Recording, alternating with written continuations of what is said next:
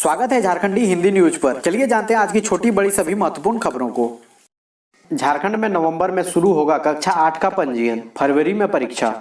झारखंड में 8वीं कक्षा की बोर्ड परीक्षा फरवरी 2021 में होगी। झारखंड एकेडमिक काउंसिल ने इसकी तैयारी शुरू कर दी है। झारखंड को लेकर नवंबर में ऑनलाइन पंजीयन का कार्य शुरू किया जाएगा। इसको लेकर झारखंड एकेडमिक काउंसिल ने सभी जिला शिक्षा पदाधिकारी से 20 अक्टूबर तक विद्यार्थियों की संख्या उपलब्ध कराने को कहा था, पर अब तक अधिकतर जिलों ने विद्यार्थियों की संख्या नहीं भेजी है। इस कारण पंजीयन की तिथि घोषित नहीं की गई है। जैक ने एक बार फिर से सभी जिला शिक्षा पदाधिकारियों को जल्द से जल्द विद्यार्थियों की संख्या भेजने को कहा है। बताया गया है कि दुर्गा पूजा के अवकाश के बाद इसकी समीक्षा की जाएगी। दुर्गा पूजा घूमने निकले 5000 से अधिक लोगों की हुई कोरोना जांच, मिले 115 पॉजिटिव। कोरोना को लेकर जमशेदपुर जिला स्वास्थ्य विभाग दुर्गा पूजा में भी सक्रिय रहा। शहर के 5 जगहों पर कोरोना जांच शिविर लगाकर लोगों की जांच की गई। बीते 3 दिनों में कुल 5772 लोगों की जांच की गई। इसमें 115 लोग पॉजिटिव मिले हैं। हालांकि भीड़ से संक्रमण कितना फैला यह अगले 72 घंटे बाद ही पता चल पाएगा, कारण कि संक्रमण के लक्षण सामने आने में 3 से 4 दिन का समय लगता है। वैसे इस बार दुर्गा पूजा में काफी कम भीड़ देखी गई। लोगों में जागरूकता अधिक होने की वजह से वह घर से कम निकले। कम भीड़ को देखते हुए स्वास्थ्य विभाग की टीम ने भी राहत की सांस ली। बिहार चुनाव के कारण कोडरमा हजारीबाग में शराब की दुकानें 28 तक बंद। बिहार विधानसभा चुनाव का असर बिहार से सटे कोडरमा में भी देखा जा रहा है। नवादा और गया में 28 अक्टूबर को होने वाले मतदान को लेकर कोडरमा जिला प्रशासन अलर्ट है। सोमवार की संध्या 4 बजे से बुधवार की संध्या 4 बजे तक ड्राई डे घोषित किया गया है। वहीं विजयादशमी को लेकर सुबह से ही शराब दुकानें बंद है। ऐसे में जाम छलकने वालों को अगले 3 दिनों तक जुगाड़ से ही काम चलाना होगा। मतगणना के दिन 10 नवम्बर को भी कोडरमा में शराब की दुकानें बंद रहेगी। सरायकेला में खाद्य सुरक्षा टीम ने 20 दुकानों में की छापेमारी। उपायुक्त इकबाल आलम अंसारी के निर्देशानुसार जिला खाद्य सुरक्षा टीम द्वारा सरायकेला शहरी क्षेत्र स्थित सभी पूजा पंडालों का निरीक्षण किया गया। साथ ही पूजा पंडालों के निकट स्थित कई दुकानों में छापेमारी की गई। खाद्य सुरक्षा पदाधिकारी डॉक्टर मोइन अख्तर के नेतृत्व में टीम द्वारा छापेमारी की गई। मिली जानकारी के अनुसार वीरेंद्र कुमार अग्रवाल स्टोर बगैर निबंधन के संचालित है। दुकान में गलत ढंग से हल्दी एवं मसाला सामग्रियों की रिपैकिंग हो रही थी, जिस पर टीम ने रिपैकिंग हल्दी व मसाला को जब्त कर दंडात्मक कार्रवाई के लिए जांच के लिए लैब भेजा। टीम ने अजय साहू स्टोर पर निरीक्षण किया, जिसकी दुकान में प्रतिबंध के बावजूद काफी मात्रा में तंबाकू व गुटखा बरामद किया, जिस पर कोटापा अधिनियम के तहत दुकानदार से जुर्माना वसूला गया और बताया गया दुकानदार पर कानूनी कार्रवाई की जाएगी।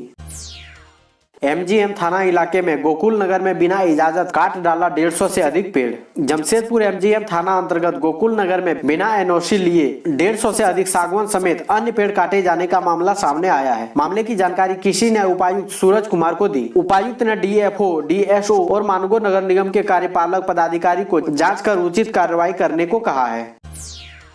भुवनेश्वर में जल्द शुरू होगा कोवैक्सीन वैक्सीन का तीसरा मानव ट्रायल। कोरोना संकट के बीच सभी को इसकी वैक्सीन का बेसब्री से इंतजार है। कोवैक्सीन वैक्सीन का मानव ट्रायल तीसरा चरण जल्द ही भुवनेश्वर में शुरू होगा। अधिकारी ने बताया कि जल्द ही यहां एक निजी अस्पताल में यह ट्रायल किया जाएगा। कोवैक्सीन मानव प्रशिक्षण में प्रोफेसर डॉक्टर ई वेंकट राव ने बताया कि इस वैक्सीन का ट्रायल लगभग अंतिम स्टेज पर है। उन्होंने बताया कि 21 मेडिकल में से एक IMS और SUM अस्पताल को इस तरह वैक्सीन के तीसरे ट्रायल के लिए संस्थान मेडिकल रिसर्च यानी ICMR ने चुना है। यहीं पर यह ट्रायल आयोजित किया जाएगा। ICMR द्वारा विकसित और स्वदेशी भारत वैक्सीन बायोटेक को सेंट्रल ड्रग की मंजूरी मिल गई है। डॉक्टर राव ने बताया कि इस वैक्सीन के पहले और दूसरे सफल परीक्षण के बाद तीसरे फेज के ट्रायल के लिए हजारों वॉलंटियर को शामिल किया जाएगा। सीएम ने की घोषणा, ओबीसी को 27, एसटी को 28, एससी को 12% दिलाएंगे आरक्षण। झारखंड में बढ़ेगा आरक्षण का दायरा। मुख्यमंत्री हेमंत सोरेन ने कहा कि राज्य सरकार ने समाज के प्रमुख वर्गों के लिए आरक्षण का दायरा बढ़ाने का निर्णय लिया है। इसके तहत पिछड़ा वर्ग यानी ओबीसी का आरक्षण 14% से बढ़ाकर 27% किया जाएगा। वहीं अनुसूचित जनजाति यानी एसटी के लिए आरक्षण प्रतिशत 26 से बढ़ाकर 28% और अनुसूचित जाति यानी एससी के लिए आरक्षण प्रतिशत 10 से बढ़ाकर 12% कर लाभ दिया जाएगा। परवीन उरांव ने कहा, धर्म कोड को लेकर राष्ट्रीय स्तर का सेमिनार रांची या दिल्ली में आयोजित होगा।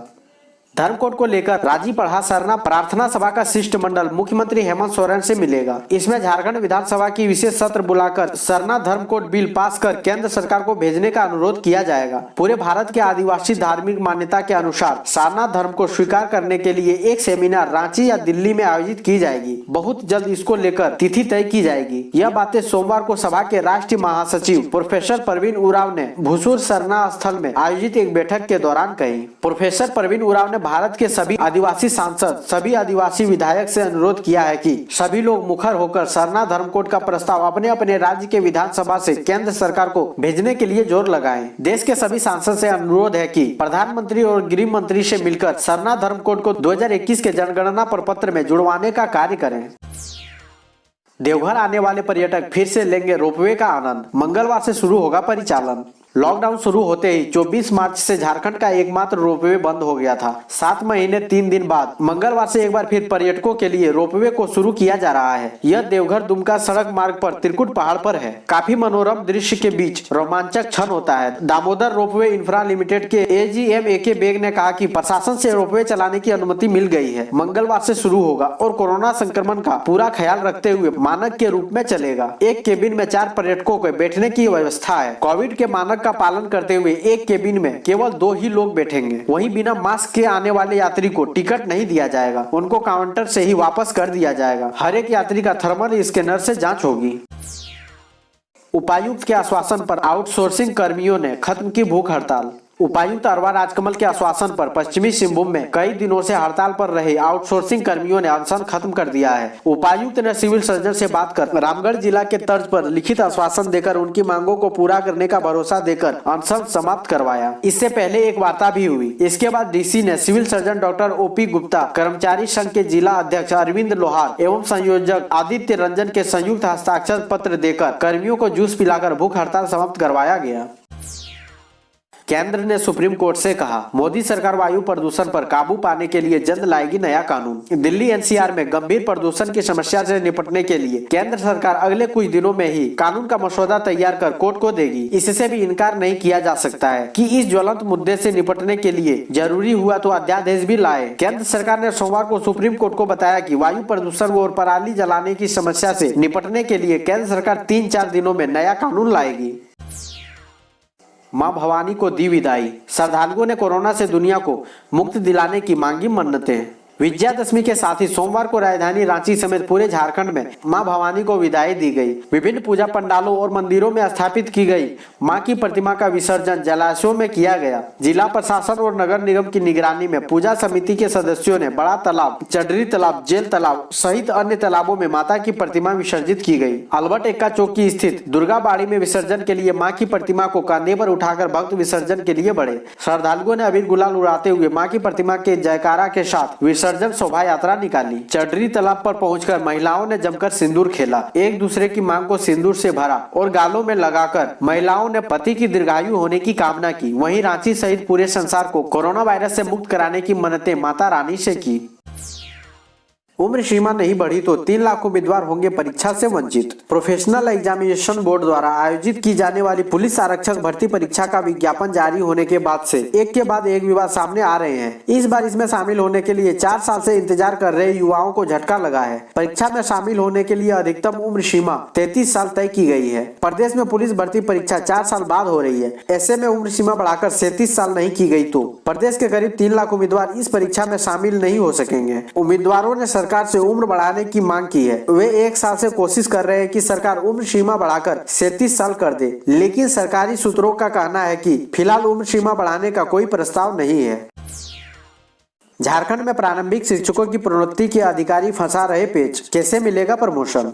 राज्य के प्रारंभिक स्कूलों के शिक्षकों की प्रोन्नति में जिला के अधिकारी ही पेच फंसा रहे हैं। प्रमोशन को लेकर पहले ही संकल्प पत्र जारी किया जा चुका है। इसके बावजूद जिला के अधिकारी मार्गदर्शन मांग रहे हैं। जिलों से मांगे गए मार्गदर्शन पर शिक्षा विभाग ने फटकार लगाई है। स्कूली शिक्षा व साक्षरता विभाग के प्राथमिक शिक्षा निदेशक भुवनेश प्रताप सिंह ने सभी उपायुक्त, क्षेत्रीय शिक्षा उप निदेशक और जिला शिक्षा अधीक्षकों को निर्देश दिया है कि भविष्य में अनावश्यक रूप से खाना पूर्ति के लिए मार्गदर्शन मांगने पर सरकारी कार्य में उदासीनता मानते हुए अनुशासनिक कार्रवाई की अनुशंसा की जाएगी। इसलिए भविष्य में उन्हीं बिंदुओं पर मार्गदर्शन मांगा जाए जिसमें कोई नया तथ्य हो। बता दें कि कोल्हान और उत्तरी छोटा नागपुर के क्षेत्रीय शिक्षा उप निदेशक ने प्राथमिक शिक्षा निदेशालय से 3 बिंदुओं पर मार्गदर्शन मांगा था।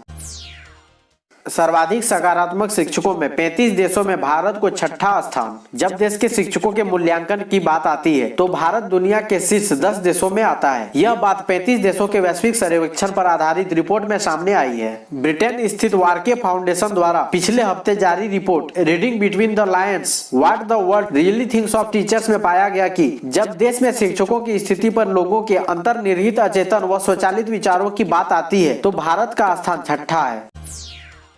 108 दिन बाद कोरोना ने ली 500 से कम लोगों की जान। पहली बार मृत्यु दर घटकर 1.50%। केंद्रीय स्वास्थ्य मंत्रालय ने सोमवार को कहा कि भारत में कोविड-19 की मृत्यु दर घटकर 1.50% रह गई है, जो 22 मार्च के बाद सबसे कम है। इसने कहा कि इसका श्रेय अस्पतालों में भर्ती मरीजों से संबंधित मामलों का चिकित्सकीय प्रबंधन करने के केंद्र, राज्यों और केंद्र शासित प्रदेशों के बेहतर प्रयासों को जाता है। इसके अलावा एक और बड़ी राहत यह है कि 3 महीने से अधिक समय बाद 24 घंटे में कोरोना की वजह से 500 से कम लोगों की जान गई है। मंत्रालय ने कहा कि राजस्थान, झारखंड, आंध्र प्रदेश, तेलंगाना, बिहार, ओडिशा, असम और केरल सहित 14 राज्यों और केंद्र शासित प्रदेशों में कोविड-19 संबंधी मृत्यु दर 1% से कम है। इसने कहा कि सरकारी और निजी अस्पतालों में प्रभावी रोकथाम रणनीति, जांच क्षमता में वृद्धि और बेहतर स्तर की चिकित्सकीय प्रबंधन मानकों की वजह से मौत के नए मामलों में काफी कमी आई है।